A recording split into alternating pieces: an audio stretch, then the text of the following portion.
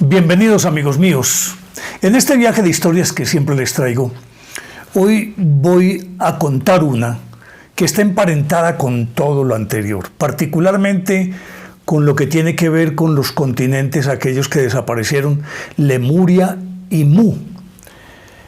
Pero este es muy especial porque ha excitado la imaginación de toda la humanidad a lo largo de toda la historia. Pero ya les voy a contar de qué se trata. Primero los invito para que se suscriban en mi canal de YouTube, Néstor Armando Alzate y Lógico. Denle me gusta, activen la campanita para que reciban notificaciones. También si ustedes quieren formar parte de mi fanpage, esta es Néstor Armando Alzate TV 2021. En Spotify tenemos unos podcasts que son de temas diferentes que yo sé que también les va a gustar. En Twitter aparecemos como Ilógico Producciones. No se olviden, denle me gusta, activen la campanita. Pues les decía que tiene que ver con lo anterior porque es que la historia de la Tierra es una historia telúrica. Necesariamente siempre ha estado en convulsión, siempre ha estado en estertores. Porque es un organismo vivo, y si es un organismo vivo, se sacude, se mueve, tiene sus propios ciclos, tiene sus procesos, y esos procesos incluyen algo que para nosotros en la escala de tiempo nuestra es imperceptible. No hemos podido saber de eso pues porque nuestra vida es tan efímera que al que le va muy bien, pues digámoslo en cuestión de tiempo, puede llegar a los 100 años, pero 100 años es nada a escala planetaria y a escala cósmica.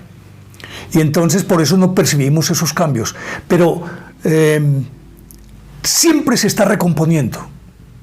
Siempre hay una parte de la Tierra que se hunde. Y por lo tanto esa misma porción de tierra tiene que salir en algún otro lado. Porque no, entonces ¿cómo se reacomoda todo? Siempre se ha pretendido encontrar en las profundidades del mar aquellas tierras que supuestamente se han sumergido, pero resulta que esas mismas tierras probablemente pueden estar en otra latitud, pueden estar dentro del mar, pero en otro espacio, dependiendo de la tectónica de placas que va moviendo, la deriva continental que lo va moviendo todo, y muchas montañas que se transforman. Eso es indiscutible. Y justamente por eso también se generan tantos mitos o las mitologías de todos los pueblos. Se alimentan de todo esto para construir imaginarios en los que obviamente aparecen seres proverbiales, sobrenaturales, venidos de cualquier parte del universo.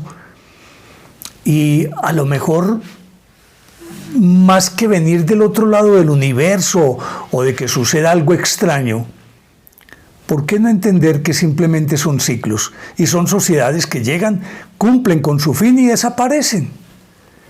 Esa podría ser la historia de la Atlántida. La Atlántida se asocia con mitos de todas las sociedades. Y obviamente que se asume que la cultura fue llevada de la Atlántida, que los dioses civilizadores salieron de la Atlántida, y todo nació simplemente por una historia que le contaron a Solón, el legislador griego, un sacerdote en Sais, en Egipto.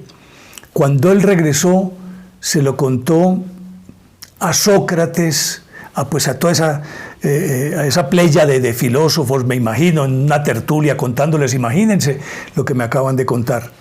Y por esa vía le llegó a Platón. Y Platón entonces sí supo qué hacer con esa historia. La plasmó en sus dos diálogos Timeo y Critias, y hace descripciones similares, aunque unas se enfocan más desde un aspecto geográfico y otro desde un aspecto más cultural. Lo cierto es que contó esta historia. Y esta historia consiste en que existía un continente que, según él, según su relato, era más grande que Asia y Libia juntas, entendiendo que Asia y Libia, esa Asia es Asia Menor, lo que hoy es prácticamente toda Turquía, o sea, el territorio de Capadocia y demás. Y Libia, se entendía por Libia todo ese frente del norte de África, entonces él asumía que eso era supremamente inmenso. Y que, siendo de ese tamaño, contenía una civilización demasiado avanzada. Gente que además era gente bondadosa, altruista, gente noble, eran hombres buenos, supuestamente, los que vivían allí. Y aparte de todo esto, inmensamente ricos porque en sus palacios, de acuerdo con el relato, en sus palacios había mucho oro, mucha plata, se podía percibir en el ambiente construcciones que eran laminadas con oro, bueno, en fin. Y en el centro de esa isla había un valle más o menos de unos 400 kilómetros, que era una gran despensa, de una exuberancia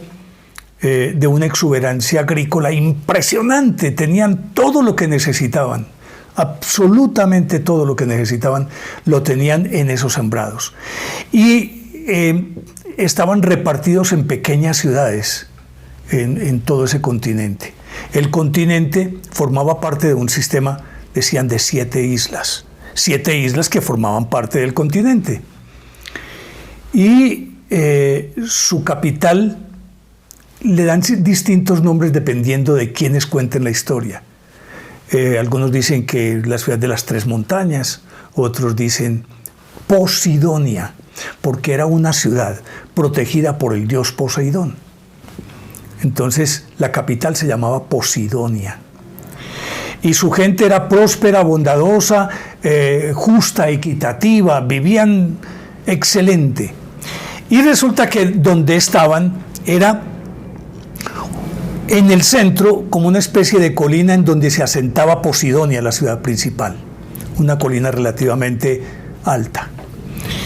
Y alrededor, al salir de Posidonia, estaba circuida por una serie de canales que iban casi que en forma de espiral. Se habla de concéntrica, pero también tenían una cierta forma espiral que iba descendiendo hacia el mar. Eran canales, fíjese bien, de 90 metros de anchos por 60 metros de profundidad. Entonces todo el comercio entraba por ahí, circulaba, era casi que una autopista de doble vía donde entraba un barco y el otro iba saliendo. Y a su vez estaba controlado por un sistema que tendríamos que considerarlo muy moderno. Un sistema que le permitía cerrar el paso con puentes y esclusas cuando no querían que alguien entrara. Y obviamente que tenían canales adyacentes que podían servir de sumideros cuando tenían que cerrar algo.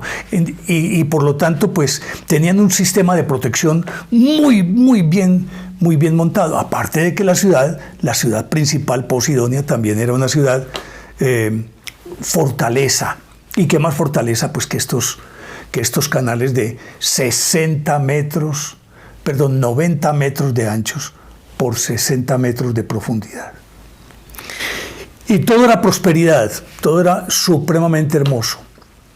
Pero continúa el relato diciendo que hubo un momento en que ellos empezaron a mezclarse con gente que no pertenecía a su continente. Algunos dicen, ya pues otra teoría un poquito más conspiranoica decía que no, que ellos eran hijos de los dioses y que entonces empezaron a aparearse con las hijas de los hombres, recordando un poquitito la figura que aparece en Génesis, cuando dicen que los hijos de Dios se aparearon con las hijas de los hombres y de ahí nacieron los gigantes.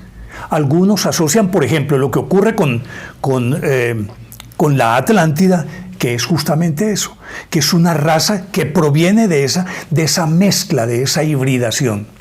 Lo cierto es que, como sucede que sepamos siempre con el ser humano, y ha sido una constante, no sé si forma parte de su naturaleza, si es algo aprendido, no, pero siempre está ahí presente, es que llega un momento en que el hombre se envanece, el hombre se vuelve codicioso, ambicioso, El hombre quiere sojuzgar al otro por el prurito de manejarlo, el poder es lo más destructivo que existe. Lo cierto es que al parecer, de acuerdo con el relato, ese pueblo se volvió beligerante y empezaron a pelear entre ellos y se les despertaron las agallas, y entonces se dice, inclusive, hay una parte en la que Platón dice que fueron y atacaron a Grecia. Grecia se defendió y por fin los pudo vencer porque Grecia se asoció con otras tribus, pero obviamente que este relato, visto desde esa perspectiva, no casa porque la destrucción de Atlántida es muy anterior a la aparición del pueblo griego, del pueblo griego que conocemos. Había tribus primitivas, pero no se había conformado ni la cultura, ni el pensamiento, ni la filosofía del pueblo griego. Entonces, parece que a los atlantes les afloró como esa parte visceral, animal, y llegaron ya, se convirtieron o se fueron al otro extremo y empezaron pues no solamente a atacar y a tratar de invadir, sino a pelear entre sí. Y vuelve el cuento de siempre, que los dioses se enojaron. Recordemos que se llamaba Posidonia la capital, que se suponía Posidonia era una ciudad nombrada así en honor de Poseidón, el dios del mar. Pero yo creo que eso es más un agregado de Platón que otra cosa, porque esto es mucho más antiguo. Porque de acuerdo pues con... volvemos a todas las especulaciones, pero lo que más se acerca es 9.500, 10.000 años. Pero les decía que, como sucede con las anteriores versiones, entonces los dioses se enojan con los hombres porque se comportan de esa manera y deciden exterminarlos. Al parecer, hay una versión según la cual la Atlántida fue simplemente hundida por los dioses y acabó con toda esa raza. Los más estudiosos modernos señalan que simplemente es producto de una subducción o de la deriva continental de la tectónica de placas, que una cadena de volcanes en la profundidad que simplemente empezó a horadar la base, lo mismo que pasó con Lemuria, y hundió este continente. La descripción de la destrucción es una cosa aterradora, porque afirman que se veían como el cielo tan iluminado como con miles de soles, que la tierra retumbaba, los volcanes activos, se mecía de una manera impresionante y acabó con esta ciudad. En una tarde y una noche, describe Platón, que eso ocurrió en una tarde y una noche. Entonces aquí uno se queda preguntándose, que de esto voy a hablar pues en una próxima oportunidad porque no puedo terminar aquí este tema, es demasiado cortico el tiempo para tratar de abarcarlo todo. Pero en el próximo capítulo vamos a hablar de qué fue lo que pudo haber ocurrido, cómo sucedieron los hechos y de dónde nacen todas las versiones que existen de el asentamiento real de la Atlántida. ¿Dónde está la Atlántida? ¿O dónde estuvo? Esa es la pregunta del millón a lo largo de toda la historia, y miles de personas y de científicos siempre se han planteado esa pregunta y no le han podido nunca encontrar una respuesta que sea creíble. Pues bien, quería contarles el comienzo de este pequeño ciclo, un microciclo alrededor de la Atlántida, porque me parece interesante, y mucho más asociándolo con aquellas otras civilizaciones que ya habían desaparecido. ¿Eso por qué? Ahí queda la inquietud. Por lo pronto los invito, acuérdense, a suscribirse en mi canal de YouTube, Néstor Armando Alzate y Lógico. Denle me gusta a la campanita, denle me gusta y activen la campanita para que reciban notificaciones. Y les dejo la inquietud. ¿A ustedes esta historia les parece lógica o ilógica? Chao.